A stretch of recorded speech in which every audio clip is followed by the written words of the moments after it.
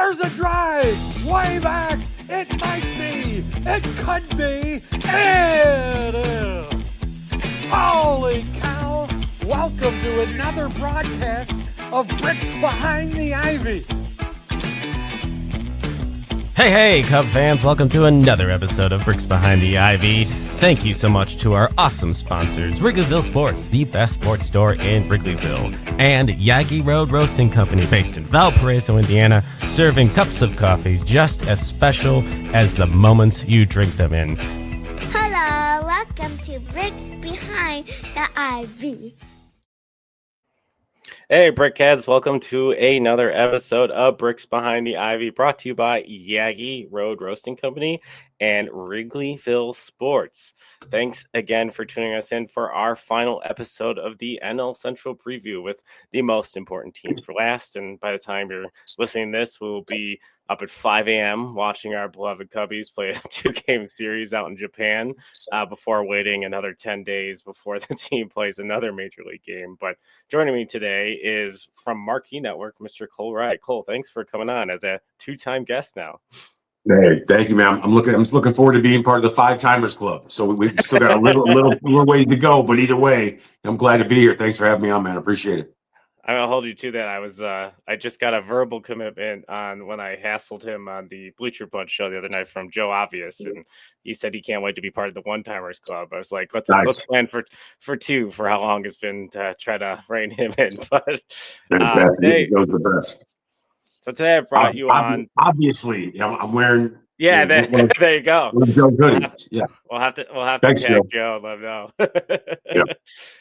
So today we're going to talk about all things Cubs as we enter the regular season. Obviously, a lot of spring training baseball. It's nice to get all the superlatives out of the way, best shape of your life, all these things that you hear as the team reports. But things are going to start counting. And I think, for myself as a huge fan and probably you're probably just ready to get things rolling. This team doesn't have a lot of question marks, position battles. There's not many things left up to what's going on in spring, and this is a weird spring because they have to be ready to roll by the 18th.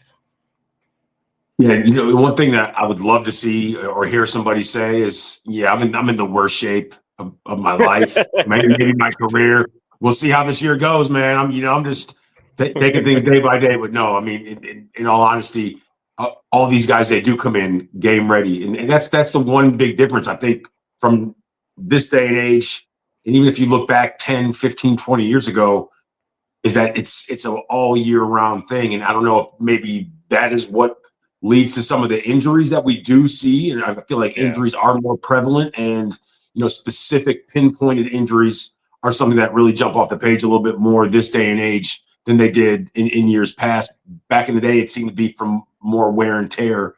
And now maybe it also is, but it does happen, seemingly a lot earlier than it would, like we said, 20 years ago or whatever. But yeah, these guys, they come in, they're ready. I think that this Cubs team, they're going to be ready as well. And I think there's going to be, a bunch of different things that determine their success this season. But if all those things align, they could be a very dangerous team. And as you know, Jeff, you look at this team up and down, and you look at their rotation, you look at their bullpen, you look at the back end of the bullpen. And I think this year, a lot more promise. And there's a reason why there's a whole bunch of buzz going on, not just with the Cubs organization, but if you watch MLB Network, if you look at all the guys who report on it, whether it's John Heyman or Jeff Passan, I think there's a lot of juice that's going on this season with this Cubs team. Yeah, and I personally always love that time of year when MLB Network does like their 30 clubs in 30 days during spring, and some of the national writers start to get a purview of what us Cub fans have been dialed into since literally the last game of last season, of who's added, who's going, what's changed. And I have enjoyed a lot of the positivity because I think there was a little bit of, I would say, like the Kyle Tucker offseason effect, where a lot of Cub fans were super excited getting that player. And then there's a lot of commentary about money that followed the acquisition of Kyle Tucker. And I think it really just took a lot out of the sales, so the positivity of what the Cubs had achieved this offseason and what they were looking to do. And yeah, I was just ready to kind of just settle this piece of paper roster on the field and see what they could do, because I grew pretty exhausted of the financial component that was tied to this team. And yeah, the national writers are really positive of what they've seen. And, I think like the eye test for me and just the way that he bats and stuff, like people outside of the Cub world getting excited about like Matt Shaw or another step forward for PCA, who already is like a way above replacement level player just with his glove. Like if the bat develops, like that's going to be a superstar, like just no questions asked. And yeah, excited to see what they can do. So generally we start this team previews with who's been added and who's gone, right off the bat. I think the top three for me on who's been added is Ryan Presley, King Tuck, Mr. Kyle Tucker himself. And then on the pitching side, we see Colin Ray and Matthew Boyd, Eli Morgan in the bullpen. I think those are the big highlights on additions. We've got Gage Workman, who is going to make the trip at minimum to Japan. He can really pick it at third base for Craig Counsell, which is, an area the Cubs I think are a little concerned about defensively as, Matt Shaw gets more reps over there. But what do you think about the Cubs additions this past offseason?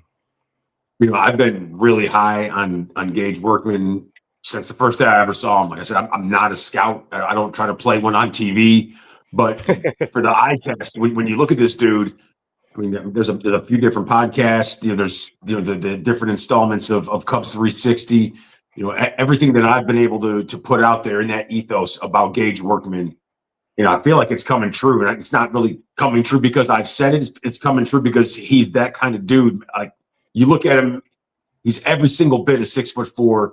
Does not look like your characteristic third baseman, but like you said, man, this dude can flat out pick it. And not only can he pick it, he's got a nice arm, man. Like the way he gets double plays going, it doesn't look like something you're used to seeing. You don't really see a whole bunch of third basemen that are big like that. I mean, even Nolan Arenado, he's 6'2". Gage Workman's, like I said, every bit of 6'4". I mean, he's wearing new metal spikes on cement. He's probably 6'5" and then some. And then the bat. And the only thing you want to see is the cut down on the swing and miss. If he can cut down on his swing and miss, then he's a serious problem because he has that next level pop. He can put it, 10, 15 rows deep if need be. But he's also had some pretty good at bats this spring where, he's just putting the ball in play, just trying to grab a little outfield grass, that station to station baseball. And, Jeff, you and I have talked about it before, man. I'm a big fan of, old school type of baseball. And do home runs, do they filter in and are they fantastic? Absolutely. But hit after hit after hit after hit. I mean, that'll just tire and wear a pitcher out to no end. And a guy like Gage Workman who can keep the chain moving when he's not really expected to do that, and you sprinkle in his speed and his ability to steal bags. I mean, this is a guy who has 30 plus wipes in 2 different seasons over the last 2 in the minors. So, I mean, he's a total package. He doesn't, like I said, he doesn't normally fit that mold of a guy who steals bags, hits for power, and can just put the ball in play in general. But if he's a guy who can stick around and make his presence felt, and even if he bats 260 with pop, I know that 260, like, even batting average in general is just frowned upon. No one talks about batting average. It's mostly it's OPS. It's all the other things outside of batting average. But I feel if you can hit for average and you have all these other attributes as part of your game, everything's going to fall in stride. Like I feel like I've been around way too many Hall of Fame players like Ryan Sandberg or Billy Williams or Andre Dawson or whoever it may be, Barry Larkin. All these dudes said that all they really ever tried to do was go out there and hit 300, and all good things happen when you try to reach that number. Like Billy Williams said every year that he would write down his goals and put it in an envelope, put it in the top shelf, in his locker, and keep it moving. And batting 300 was always one of them. Yeah, I think that's something that's really interesting. And I do believe that there's a little bit of a lost art of the kind of the bat the ball skill. And, there's a lot of focus on selecting the pitch you can do the most damage, which is what we've seen in like just high OBP, high slug, but a continued drop in average. Like Juan Soto is a unicorn in this moment where like the guy can just really command the strike zone, hit for a lot of pop and still hit for average. There's not many guys like that left, but yeah, exactly what you said about Gage Workman. And one of the other Cub podcasts I was listening to as part of my rotation, they were talking about like the Cubs' third base production in the last 2 seasons. Like going into the season, there wasn't really a solid answer, and they really did not get even league average. Like if Gage Workman can put up 260, like get a lot of innings over there, hit 15 bombs, and play solid defense, like that is something this team has absolutely needed. And yeah, he had 20 home runs and 30 stolen bases in his last year at Erie before the Cubs picked him up in the Rule 5. And that was the first thing that stuck out to me. Is like, all right, we've got another guy that could play on the bench. Like he's got a line to the spot on the bench because of being a Rule 5 pick, and he's got some speed, he's got a glove, and anything else he has is going to be extra. And there's only one probably manager on the planet besides the one managing the Reds that I know how to fit him in and be successful, and that's Craig Counsell. I think he does a really good job of, at least when he was in Milwaukee, of finding guys like to find success in certain platoons. So this feels like such a Counsell player that I like. This is one of the players I'm probably the highest on that not a lot of people are really talking about, because there's more exciting players in this offense that everybody's focused on. But I think it's a perfect transition to kind of talk about the Cubs lineup, and we'll just kind of go around the horn, and you can just like fill in like what your thoughts are and like who needs a big season. We'll start at catcher. We got Miguel Amaya and Carson Kelly sharing the backstop, and really like the tandem of offense and what Carson Kelly brings defensively, and still has a little bit of pop. Got Michael Busch over at first base, sophomore season with the Cubs, at least the floor of now a potentially Gold Glove first baseman, and I really think he's going to kind of find another level with the bat this year. Second base might not start in Japan, but he's probably going to potentially be ready by real opening day. Nico Horner, who's just a perennial Gold Glover at second base. Another perennial Gold Glover, which is a theme of this infield, Mr. Lieutenant Dansby Swanson, number one in my heart, in my playbook. Love watching that guy play defense. I think he's like, without a core injury, I think he's going to hit the ball way better. Like the fact that he put up the numbers he did with the injury he had last year and probably the whole season, like I'm looking for a really solid year out of Dansby. Love watching that dude play. The flow is top notch. I think that's an 80 grade flow right there at shortstop. Third base, one of the positions I'm probably the most excited about between Workman and then the Cubs heir apparent to all of our hearts, Mr. Matthew Shaw. Dustin Pedroia 2.0, leg kick, size, the laser show in Wrigleyville. Really excited to see what he can do. And the outfield has been set, for most of the offseason, with Suzuki probably getting some spell in right field from time to time. Ian Happ, Gold Glover in left field, future Gold Glover, PCA in center. And then, of course, extremely good defender, even better hitter somehow, Mr. Kyle Tucker in right field. So when you're looking at this lineup, what are the keys to success for the Cubs in 2025? You said, like, who needs to have a big year? I think the key to success is everybody having a big year or having close to a big year. And I mean, that's ideal in every single situation, but not necessarily always what you see when all the dust settles with each and every single team. But from what I mean, a lot of people, they look at spring training and they take it all with a grain of salt, but there's a lot of things that you can take away from spring training and a lot of positive things you can take away, especially at the juncture we're currently at. And, the one thing that I love is the offensive production that you're seeing from Pete. The way he's able to get after it right now. And once again, I know it's just spring training and, Michael Busch too. And just being able to see the ball, there's really something to be said for that. But then again, on the flip side, you look at Kyle Tucker and, he was scraping and scrapping and struggling to find that first hit. There's some dudes who could care less about spring training. And a lot of times it's guys who are really good. And Kyle Tucker, he's really good. Look at his numbers over the last few years, everything he's been able to do. Every player would like to have, what John Heyman calls an aircraft carrier, all the guys at MLB Network. But I just think that when you do see guys that produce in spring, I think that's a helpful jumpstart. Just to be able to track and see the ball offensively, because then you start thinking too much. I mean, wouldn't you rather have a good spring than not? And everyone says, you waste all your hits. I mean, if you're a hitter, hitters are going to hit. That's what they do. Hitters are going to hit. So, there's a lot of good takeaways. And I think the one thing that needs to happen is guys need to have career banner years, but it's not completely out of the realm of possibility. I mean, like you said, Dansby, no core injury. He's going to be feeling good. Nico, he's going to be all healed up. Obviously, when it's time for him to get after it on the real opening day, you don't necessarily need to push it, even though the 2 games versus the Dodgers are real games. They do count versus the 162 or against the 162 rather. But I just feel like to have everybody in lockstep when we're back here stateside, that's the most important. Is Matt Shaw going to be that guy at third? Will it be Gage Workman? Will it be somewhat of a platoon until someone takes the lead? I mean, we've seen it before. And the one guy that comes to mind, and he wasn't a Rule 5, but Justin Turner, who's now on the team. He's probably not going to see a whole bunch of time at third base. He'll be able to spell some cats here or there. He'll be able to play first. He'll be able to DH. He'll be able to get after a third if need be. But before Justin Turner became Justin Turner, his numbers were somewhat pedestrian.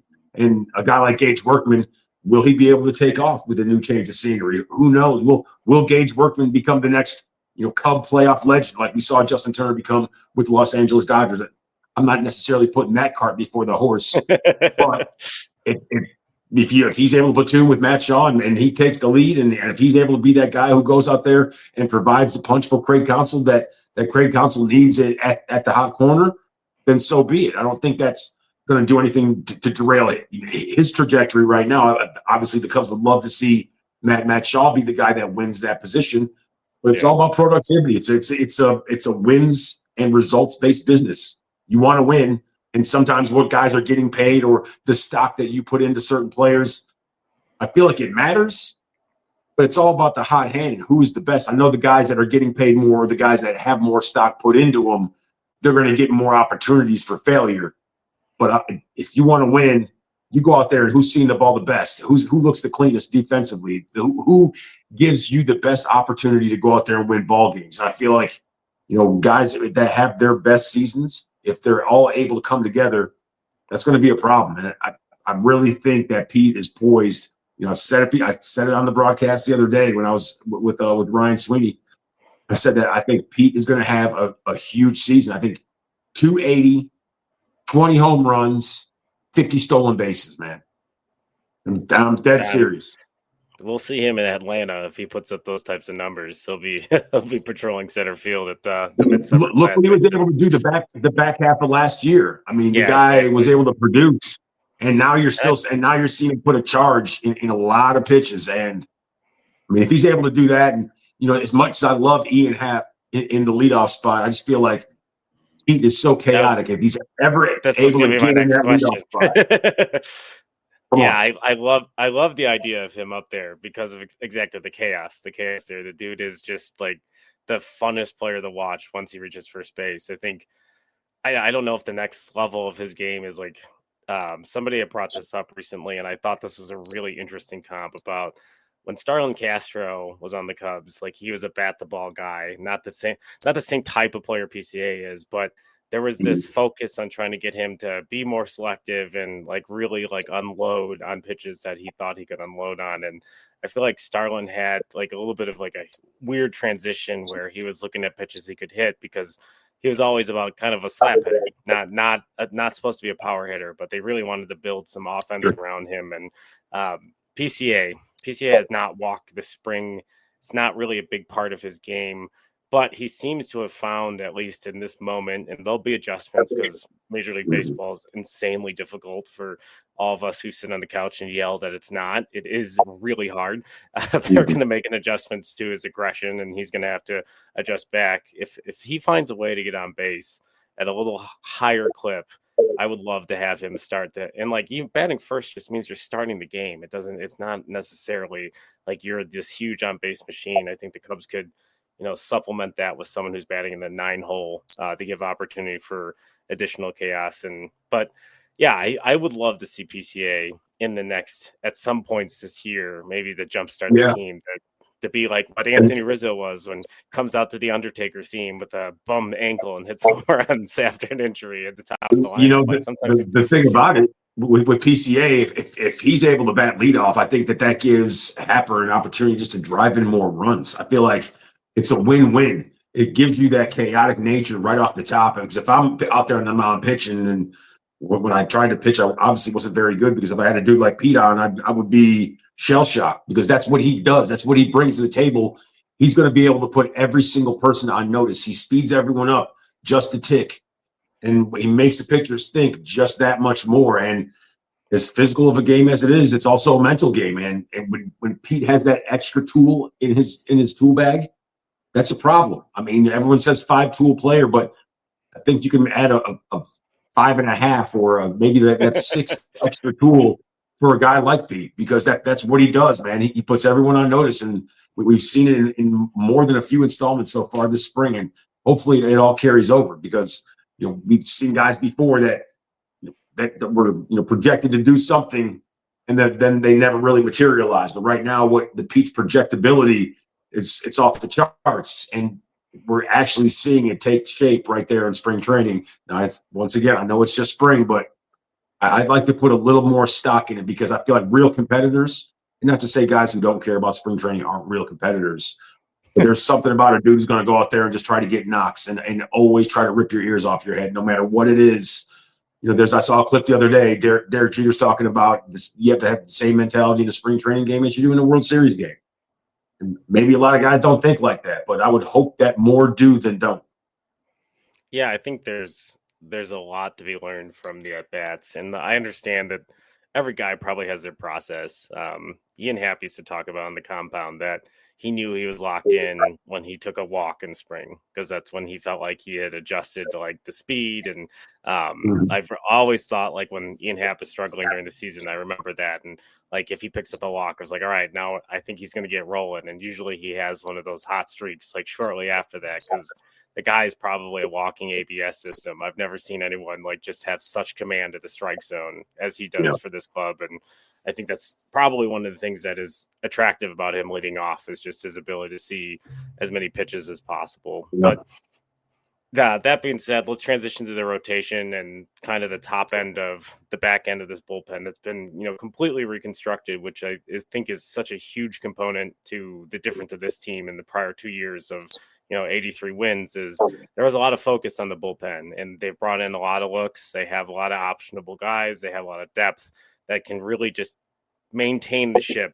where at other points in the last 2 years, that wasn't very possible. And we saw some very poor stretches, based on injuries and a bunch of different things. But hopefully this group can, keep things, moving forward, because really all they have to do is avoid those. It was back-to-back years of 11 and 18 Mays. Like, just win a few more games, and we're looking at a postseason team. But yeah, the rotation as of now, I guess I'm going to guess on the back end of the rotation. We know that Shota is going to start that series in Japan, followed by Justin Steele, and then we have Jameson Taillon, Matthew Boyd, and probably a little bit of a battle between Colin Ray and Ben Brown for that last spot in the rotation. Colin Ray is going to get a lot of innings this year, regardless if it's as a start or if it's as a swing man with openers. But that seems to be like where the rotation's heading out. And really the back end of this bullpen belongs to Ryan Presley and Porter Hodge, who just continues to impress me every time he touches the ball. The guy's he just throws pellets and doesn't care, and it's awesome. That's the mentality you want in the back of your bullpen. What are your thoughts on the rotation and the things they've done to address it this offseason? What they have a bunch of guys who can go out there and just eat innings and lead themselves to a whole bunch of quality starts. But the projectability wise, at least, when we saw what Shota Imanaga was able to do a season ago, I mean, unbelievable. Will he be able to do that again? I have a funny feeling that he's going to be able to do that again, because he's a guy who is like, they call him the throwing philosopher for a reason. It's not like he just goes out there and just mows cats down, even though sometimes the results, you would think he's out there throwing, 97, 98, 99 mile an hour buzzsaws, but he's not. I mean, that 93 and a half ish, maybe 94 every once in a while. I mean, it has, such an explosive last 2 feet on it. I mean, the way that thing picks up and the way he's able to get after it, it's funny because another lefty in the Cubs, that's a new face in the Cubs bullpen, is Caleb Thielbar. And so the way he throws too from that left side, kind of keeps it low, and then it has like a late ride up. I'm not saying that he has the exact same stuff as Shota Imanaga, but you like to see that from guys. And Justin Steele, clearly always a dog. Jamison Hyon, we know his last year and a half has been pretty doggone good, man. So, I think it's gonna be that the last few guys, Matthew Boyd, Ben Brown, that they're filling in 4 and 5, that are going to be the most important puzzle pieces, because we already know what you're getting with 1, 2, and 3. You're going to get quality. Yeah. You're going to get dogs, every 5th day. And when they look at that bullpen, that bullpen is what's going to be important. Like Porter Hodge, even though he throws hard, does he throw 100 like Mason Miller hard, 103? Not necessarily, but he gives you that vibe that he throws hard like that, because he is big. He does have that arms and legs coming at you kind of feeling. And I feel like that 97 miles an hour has a little more giddy up. Yeah, he's the kind of dude, after he strikes a cat out, they walk into the dugout, or they're walking back, and the conversation that's had is, well, what has he got? And it's like, this dude's sneaky fast. So 97, 98, sneaky fast variety. And then there's other dudes that do have velo that come out of the pen, I'm still waiting to see exactly how the season takes shape with a Julian Merriweather or a Daniel Palencia or a Luke Little. But I feel like you're going to need those fireballers. You're going to need those cats who do throw hard, especially when the middle relief guys, their velocity is similar to the starting rotation. When guys are 93 to 94 to 95, and then that's what you see as the first line of defense that comes in as the relief team. It's going to depend on Ryan Presley. If whoever comes out, in relief, the first wave, if they throw hard, then Ryan Presley, boom, it's your game to close. If it's the exact opposite rather than it's Porter Hodge, it's your game. So it's going to be a chess match, and being able to change speeds and keep hitters out front and off balance. I mean, that's baseball, and that's the fun part about it. And I think this year you do have those puzzle pieces to play that game of chess, because last year Hector Neris, no disrespect to Hector Neris, I mean, he's a dog. He's going to go out there and do whatever's asked of him, but sometimes that to his own detriment. Like, should Hector Neris be out there closing games sometimes with a 92-mile-an-hour fastball, not a lot of movement, and only about 6 miles an hour in between his fastball and his changeup at certain points in the season? Absolutely not. And we saw the results there. But it was a case of, there's a lot of injuries. Other guys that aren't really positioned to pitch in this situation. So this year, the situation that the Cubs are in, and the maneuverability, all the different pieces of that puzzle that Craig has at his disposal, I think they're going to make for a lot more interesting games, because all the 1-run losses, I think 28, if I'm not mistaken, can't have that. Can't give those games away. I feel like you want to have that peace of mind, at least going into the 8th inning. If you have a 1 or 2-run lead, you want to feel good about being able to close it out. And I feel like last year you didn't really have that warm fuzzy feeling when you had that 1-run lead going into the 8th or the 9th, for that matter. No, 28 blown saves last year. You get 10 of those back, and we're talking about last year. Completely different. I would say split it in half and give a few back to the losing side even, and you're going to be in the black. I mean, that's what you want. So if you're able to kind of remedy that little problem that's going on right there, I think you'll be fine. And someone said, well, a lot of other teams, even good teams and playoff teams, they lost a lot of 1-run games too. I'm like, yeah, but they made the playoffs, and they obviously were able to do something else, to get there. And one of the reasons and one of the things that hindered the Cubs was their inability to win those close ball games. So that's the difference between being a postseason team and not, and being able to take that next step. And I feel like by fortifying that bullpen, that's one of the things that's going to help this organization take that next step and become that playoff baseball team, that 90-win squad once again. Yeah, I think there's just a confluence of so many things that happened at once. Like, it was a culmination of, Ian Happ having to be the only thumper in the lineup for a bit with Seiya and the oblique, and the rib issue with Cody. And then, so there wasn't enough offense. And then the back end of the bullpen couldn't save games. It was during that stretch, which is, every little thing that they had a slight advantage of from one thing started falling apart. They weren't getting the rotation length. They couldn't spin out of it. I don't think this group has that. I mean, oh God, knock on wood, stuff can happen, but I think there's a lot more depth this year, and just not to like go back to the offense, but I think like Greg Council's got a way more playable bench in guys that he can rotate people in and keep people fresh and spell people for a few days.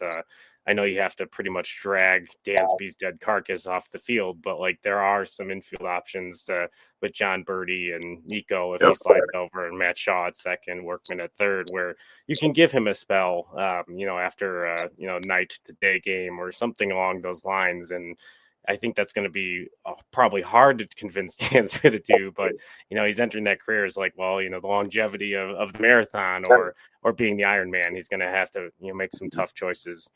So I think that kind of brings us to our last two segments before we pick over under on the Vegas lines. So let's go into the future. The two of us are very excited because the Cubs have made a playoff berth, maybe make a little bit of a run. What is the strength of the team that got them there? What is the specific thing you think is going really well if the Cubs are a legitimate October threat? I think it's their ability to put the ball in play and play station to station baseball. And I think it's going to be dependent on even their thumpers, even guys like Kyle Tucker, like Seiya Suzuki, to just put the ball in play. Put the ball in play, good things happen, man. Make the other team make a play on you. And when Michael Busch, he's going to be able to have. I honestly believe that Michael Busch is going to be, and this isn't crazy, but 25 plus. I mean, he was knocking on the door last season, but when guys continue to take that next step, this next year he goes 25. Maybe he can be a 30 home run dude. I mean, if you walk in day one feeling comfortable and feeling like a major leaguer, and you do damage in the first 2 months of the season, then anything is possible. And I think Michael Busch, defensively and offensively, you touched on it, Jeff, right at the top of the show, man, about his Gold Glove ability and projectability.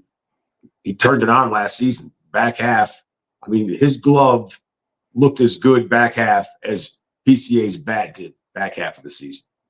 So, I mean, if you take Pete's back half, and his second half of his 2024 campaign, and you double it, I mean, you would like that a lot for the entire season. I mean, you would say, okay, like most teams would take that dude.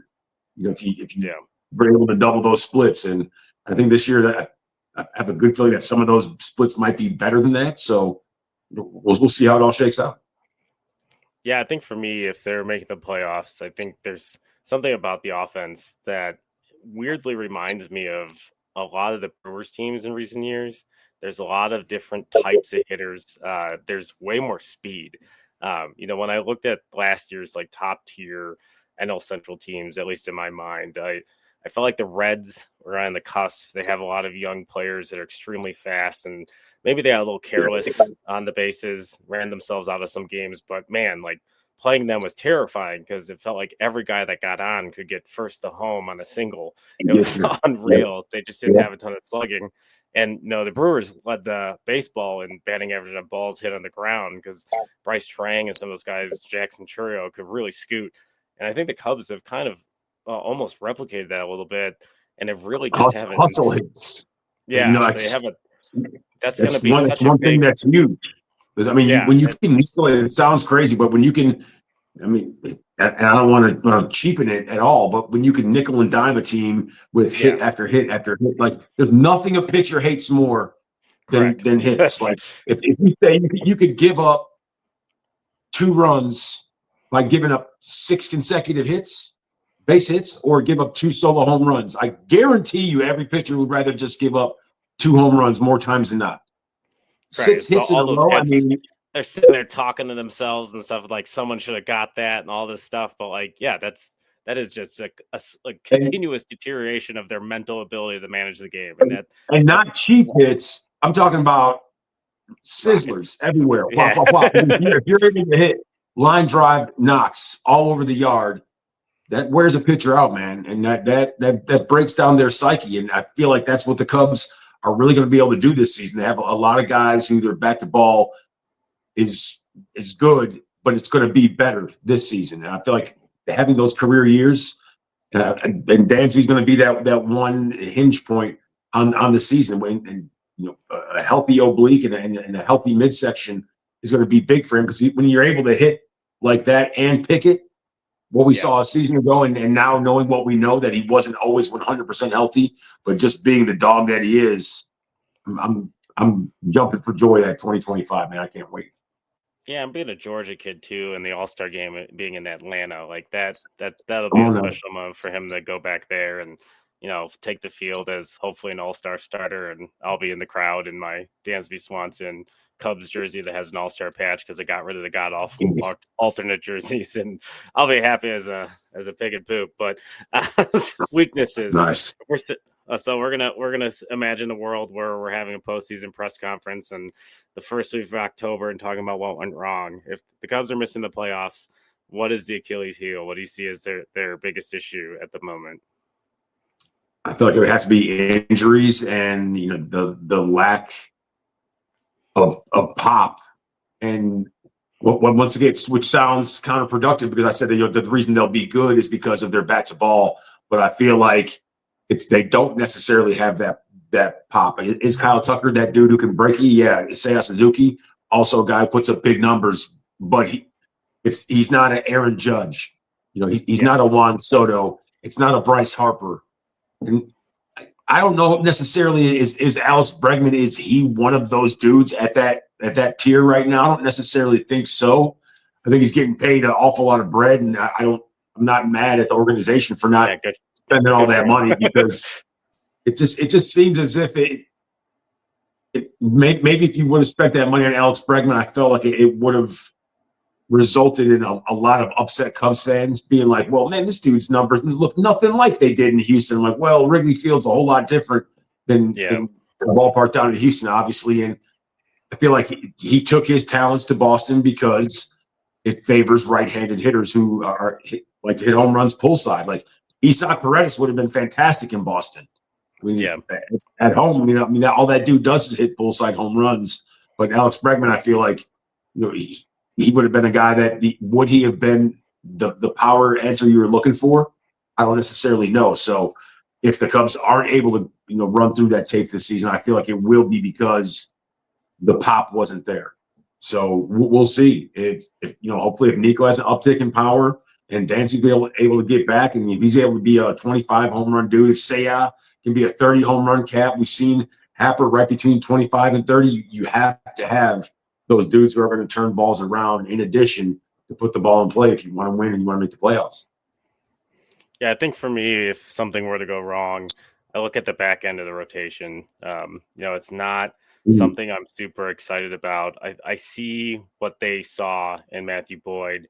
I guess like there's a part of me, and this is like kicking a dead horse, but see Kyle Hendricks taking $2 million deal out in LA and us deploying about $16 million for Colin Ray and Matthew Boyd.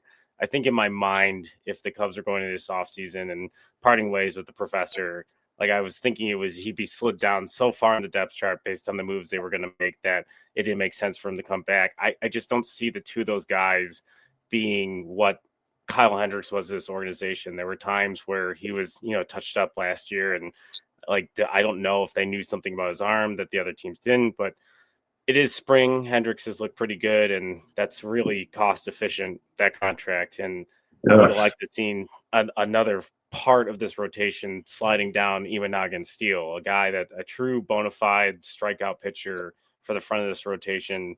I'm a little nervous about how much innings are going to be eaten by the back end of the rotation. There's a lot of options. I think that's the part that brings me solace. Like we still have, Cade Horton, I think, is going to play a part in this season at some point, either if it's in the bullpen or a spot start here and there. We still have Jordan Wicks, who I'm extremely high on. I've always loved the guy's changeup. He's a first-round pedigree.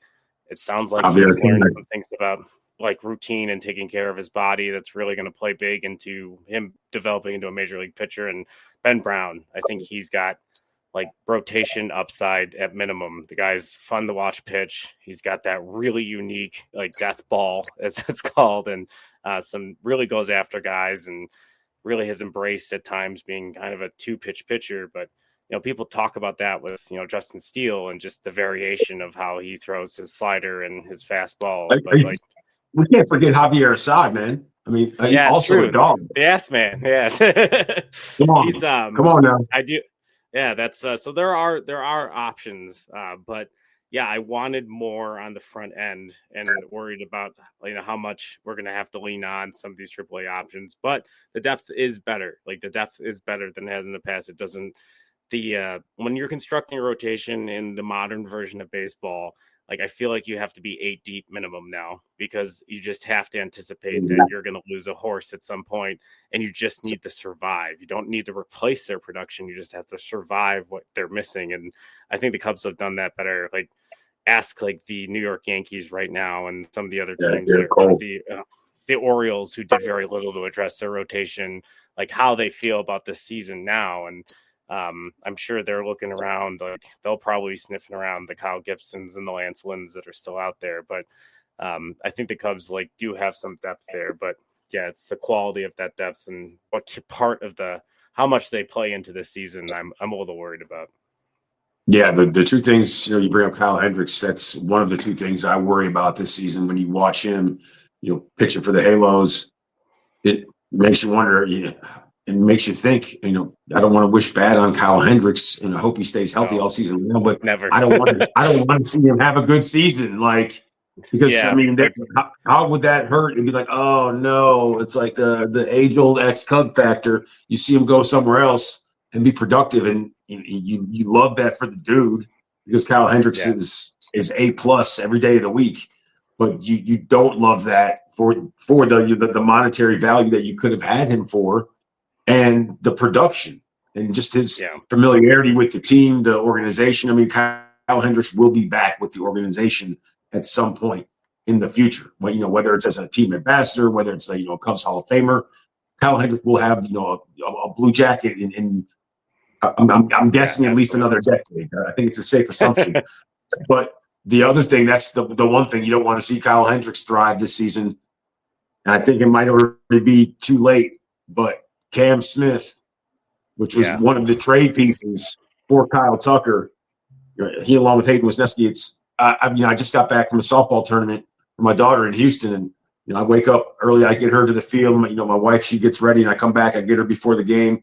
And I went out in the lobby, got some coffee, sat down, and Sports in Houston were on, and all they're talking about every single day, every single morning is Cam Smith and all the production that this dude's throwing up. And it's just like, boy.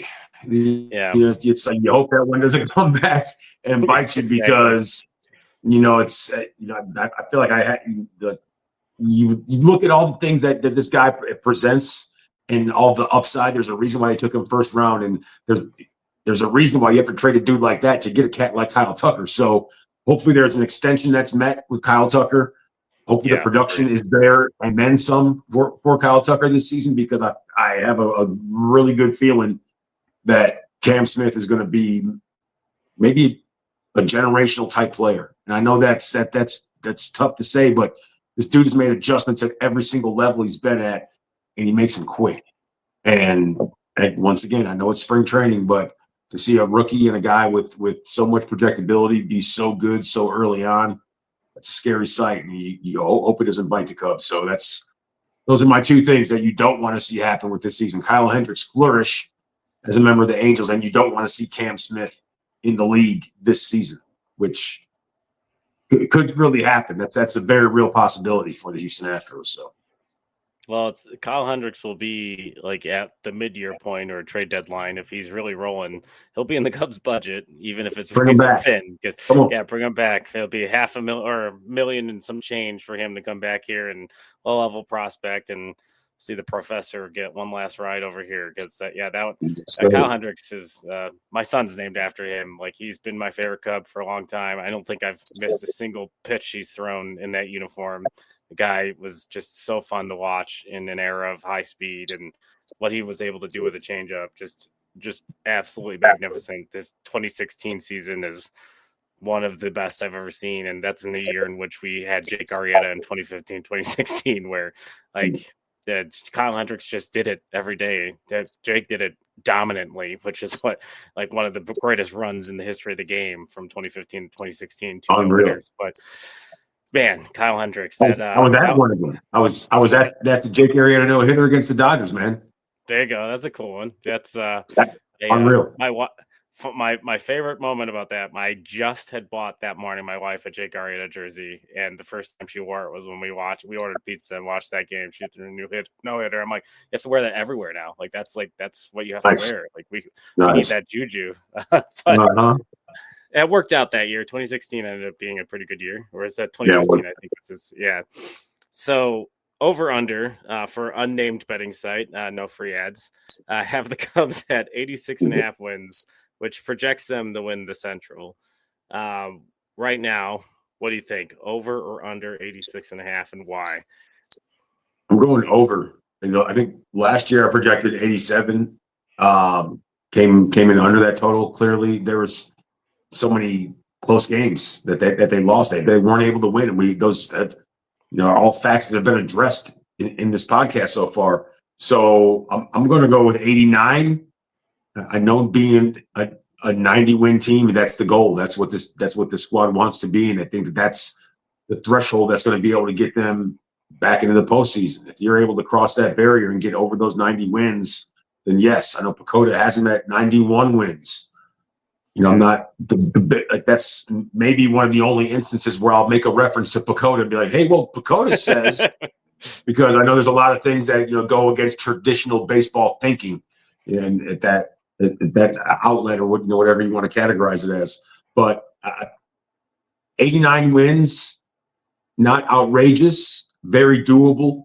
But I do think if these guys are able to have career type years, then they might be able to do more than that. I mean, is 95 wins, is that realistic?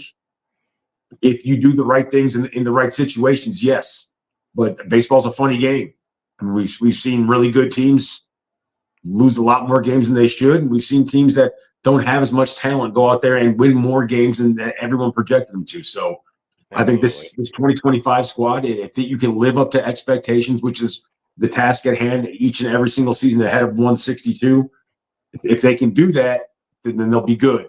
And they'll be able to get into that 85 and more win threshold. So I think that this year, I'm putting them at 89 wins. So maybe we'll have to circle this back at the end of 162 when the Cubs are getting ready to get lock horns with whoever it is in their first round of the postseason.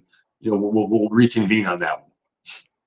So I'm also going to go over. I'm going to be as not as long-winded as I possibly can, but a little long-winded. This team is better than last year's team. They're better than 2 years ago's team, and both those teams won 83 games. So 3.5 more games, 4 games to go over. That I don't think that's going to be that difficult. The other things that I see, if they don't fall apart like early in the year, and they don't have to do the late run like they've had to do, which I don't think they're going to do. They're going to be really set up at the trade deadline to make some noise. They do have room before the first CBT threshold. So if there are some opportunities there for some high salary rentals, whatever it could be, maybe the Padres fall off in the West against the super team, and we're talking Dylan Cease. I think there is another level this team could find with add-ons. And yeah, I think there are issues that I have with the ball club. There's issues with almost every team that's not the Dodgers. The Dodgers, they don't have a hole on paper, but they're going to have holes because baseball is cruel. Last year, they didn't have a starting rotation. It didn't matter. They still got it done because they found a way. They had a lot of depth. But yeah, this team, I think, is potentially a bat short, but there are guys on this team that can be that bat. A healthy Dansby would help. Ian Happ having, a really good, solid season. I'd like to see Ian Happ hit 30 home runs just for Ian Happ. He's been so close a few times. Love the bat, love what he brings to the offense. And I think having a guy like Kyle Tucker helps a guy like Ian Happ a lot. Michael Bush having a really good, solid season. And yeah, I think more than anything, I'm going to go with 92 wins. That's going to be the number I pick. I'm going to go above Pacoda. We're going to go the Rogowskis metric. It's 92. It's crazier than Pacoda. But I'm going to say that this year's team, compared to the last few seasons, probably has the best fun factor of any Cubs team in recent years. Like there's the big aircraft carrier finally in the middle with Kyle Tucker. I think Cub fans are going to enjoy watching him. I have known about him for years and what he's brought to that Houston lineup. Thinking of Kyle Tucker and Yordan Alvarez in the middle of that lineup like that. That's why they won so many games. Both those guys were just absolute monsters in the middle of that lineup. And I think he's going to really, really just Cub fans are going to fall in love with him very quickly. And yeah, I think PCA is fun to watch. Everybody wants to know what Matt Shaw is going to do. Give him a minute. Like maybe he'll struggle. Maybe he won't. Like what he is right now isn't what he's going to be forever. But like he's a fun player. He's got the right makeup. He seems like he's a baseball rat, like some of the guys in this roster. Love what Jameson Taillon brings to this rotation, seeing his velocity up a little bit. I think he's going to have a really nice season. But yeah, I'm going to go 92 wins. Have you hooked J-Mo up with your coffee guys? I'm trying to. Apparently he's had their coffee before. And like we're trying to get a hold of him again, like so I can help my guys out in Valparaiso out.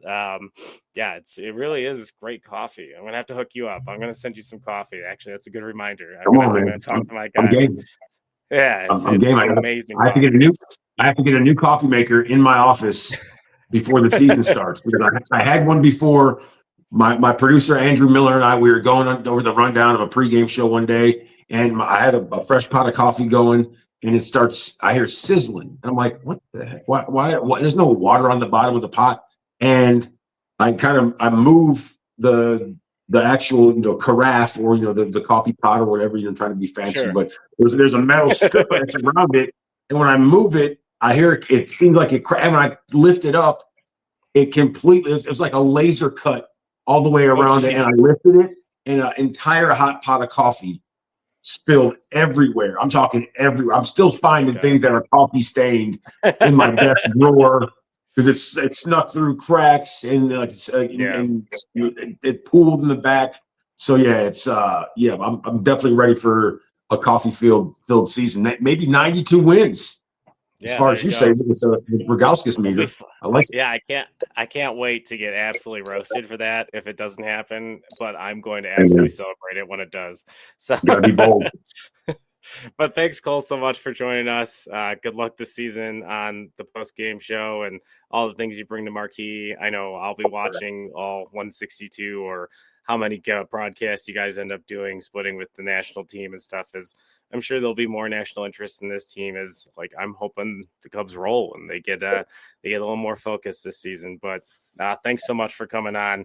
This has been another episode of Bricks Behind the Ivy. You can find us wherever you listen to your podcast. But if you're listening on YouTube or watching on YouTube, make sure you hit that subscribe button. Leave some comments on what you think the Cubs are going to do in 2025. And thank you so much for listening. Have a good night. Thanks, Cole. Thanks, Jeff. Appreciate it, man.